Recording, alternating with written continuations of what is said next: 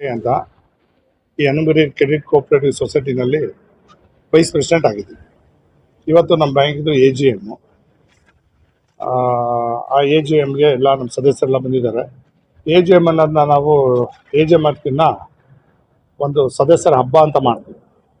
ಸದಸ್ಯರೆಲ್ಲರೂ ಬರ್ತಾರೆ, ಎಲ್ಲ ಚರ್ಚೆ ಮಾಡ್ತೀವಿ. AGM ಮ್ಯಾನೇಜರ್ ಮೀಟಿಂಗು ಹಬ್ಬದ ಊಟದ ಥರ ಅಡುಗೆ ಮಾಡಿಸಿಲ್ಲ, ಊಟ ಮಾಡ್ಕೊಂಡು ಒಂದು 2009 ಈ ಸಂಸ್ಥೆ ಓಪನ್ ಆಗಿದೆ. ಸುಮಾರು 2300 ಸದಸ್ಯರು. ನಾವು ಯೋಜನೆಗಳಂದರೆ ನಮ್ಮಲ್ಲಿ ಪರ್ಸನಲ್ ಲೋನ್ ಕೊಡ್ತೀವಿ, ಹೌಸಿಂಗ್ ಲೋನ್ ಕೊಡ್ತೀವಿ, ಮಾರ್ಟ್ಗೇಜ್ ಮಾಡಿ ಹೌಸಿಂಗ್ ಲೋನ್, ಮತ್ತು ವೆಹಿಕಲ್ ಲೋನ್ ಕೊಡ್ತೀವಿ. ಮತ್ತು ನಮ್ಮ ಸದಸ್ಯರ ಮಕ್ಕಳು ಯಾರು 80%ಗಿಂತ ಹೆಚ್ಚು ಅಧಿಕ ಅಂಕಗಳನ್ನು ತೊಗೊಂಡಿರ್ತಾರೋ ಅಂಥ ಮಕ್ಕಳಿಗೆ SLC ಮತ್ತು PUC ಮಕ್ಕಳಿಗೆ ನಾವು ಒಂದು ಪ್ರಶಸ್ತಿ ಪುರಸ್ಕಾರ ಅಂತ ಮಾಡ್ತೀವಿ, ಪ್ರತಿಭಾ ಅಂತ ಮಾಡ್ತೀವಿ. ನಮ್ಮ ಸದಸ್ಯರ ಮಕ್ಕಳಿಗೆ ನಾವೇ ಮೊದಲು ಸನ್ಮಾನ ಮಾಡಬೇಕು.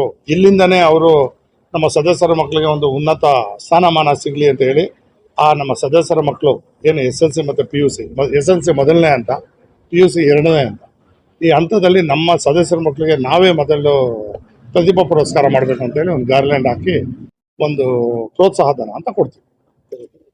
ಈ ಸರಿ ಪ್ರತಿ ವರ್ಷ ಎಷ್ಟು ಜನ ಮಕ್ಕಳೇ ಬಂದರೂ ಕೊಡ್ತೀವಿ. ಈ ಸರಿ ಸುಮಾರು SLCನಲ್ಲಿ ಒಂದು 15 ಜನ ಇರ್ಬೋದು, PUCನಲ್ಲಿ ಒಂದು 10 ಜನ ಇರ್ಬೋದು.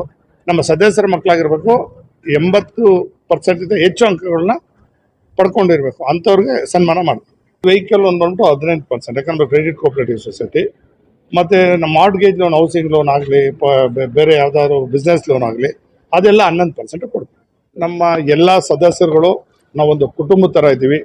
ಇಷ್ಟು ವರ್ಷ ಎಲ್ಲ ಪ್ರೋತ್ಸಾಹಗಳನ್ನ ಕೊಟ್ಟು ತುಂಬ ಚೆನ್ನಾಗಿ ನಮ್ಮ ಬ್ಯಾಂಕ್ನ ನಡೆಸ್ಕೊಂಡು ಬಂದಿದ್ದಾರೆ. ಇನ್ನು ಮುಂದಕ್ಕೂ ಇದೇ ಥರ ಪ್ರೋತ್ಸಾಹ ಕೊಟ್ಕೊಂಡು ಇನ್ನೂ ಉನ್ನತ ಮಟ್ಟಿಗೆ ಈ ನಮ್ಮ ಅನುಮರಿ ಕ್ರೆಡಿಟ್ ಕೋಆಪರೇಟಿವ್ ಸೊಸೈಟಿ ಸಂಸ್ಥೆ ಏನಿದೆ ಅದನ್ನು ಬೆಳೆಸ್ಕೊಂಡು ಹೋಗ್ಬೇಕು ಅಂತ ಹೇಳಿ, ಅವರೆಲ್ಲ ಪ್ರೋತ್ಸಾಹ ನಮ್ಮೊಂದಿಗೆ ಇರಬೇಕು ಅಂತ ಹೇಳಿ, ಮತ್ತು ಎಲ್ಲ ಏನು ಸೀನಿಯರ್ ಸಿಟಿಸನ್ಸ್ ಇದ್ದಾರೆ ಅವರೆಲ್ಲರ ಆಶೀರ್ವಾದ ನಮ್ಮ ಮತ್ತು ನಮ್ಮ ತಂಡದ ಮೇಲೆ ಮತ್ತು ನಮ್ಮ ಸ್ಟಾಫ್ ಮೇಲೆ ಇರಲಿ ಅಂತ ಕೇಳ್ಬೋದು.